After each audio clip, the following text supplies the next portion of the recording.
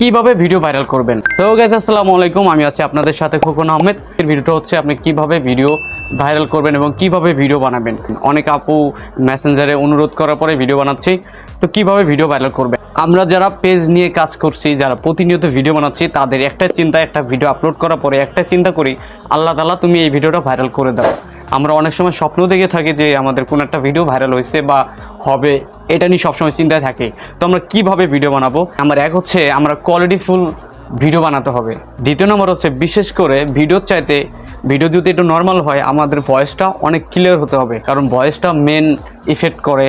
আপনি ফেসবুকে হোক, ইউটিউবে হোক বা টিকটক হোক, যেটাই হোক, ভয়েসটা ক্লিয়ার হলে সেই ভিডিওটা গ্রো করে বেশি। আর তৃতীয় নম্বর হচ্ছে আপনার ভিডিও শুরুতে আপনি শর্ট করেন বা লং করেন বা লাইভ করেন, ভিডিওর প্রথম অংশে 2-3-4 সেকেন্ড আকর্ষণীয় কিছু বলার চেষ্টা করবেন, আর শেষের চাইতে পুরোটা যেন সুন্দর হয়। আপনি ফানি করেন বা ভয়েস করেন, আপনি যেটাই করেন, ব্লগ করেন, যেটাই করেন, আপনি প্রথমে 3-4-5 সেকেন্ডটা আকর্ষণীয় করার চেষ্টা করবেন। এবং আপনি কি ভিডিও বানাচ্ছেন, সময় উপযোগী টাইম মেনটেন করে ভিডিও বানাবেন। মানে এখন কি খাচ্ছে, এক এক সময় এক একটার উপরে একটা ট্রেন্ড চলে, সেই অনুযায়ী আপনি কাজ করলে আপনার ভিডিও ভাইরাল হওয়ার সম্ভাবনা বেশি থাকে। বিশেষ করে আপনি মাঝে মধ্যে 3-4-5 সেকেন্ডের ভিডিও, যে কোনো ভিডিও, মানে ভিন্ন রকম ভিডিও, আপনি ফানি করেন, ভয়েস করেন, ব্লগ করেন, যাই করেন, ওই মাঝে মাঝে ভিন্ন রকম 3-4-5 সেকেন্ডের ভিডিও আপলোড করবেন, যেটা ভাইরাল হওয়ার বেশি সম্ভাবনা থাকে। বিশেষ করে প্রায় বেশিরভাগ পেজেরই 3-4-5 সেকেন্ড, যে আপনি অনেক সময় মনে করছেন যে এই ভিডিওটা কিভাবে চালাম, কেন চালাম, কি মনে করে ছাড়ছে, আমরা নিজেও জানি না, বাট ওগুলো ভিডিও ভাইরাল হওয়ার সম্ভাবনা বেশি থাকে। মাঝে মধ্যে 3-4-5 সেকেন্ডগুলো যাদের মনিটাইজ নাই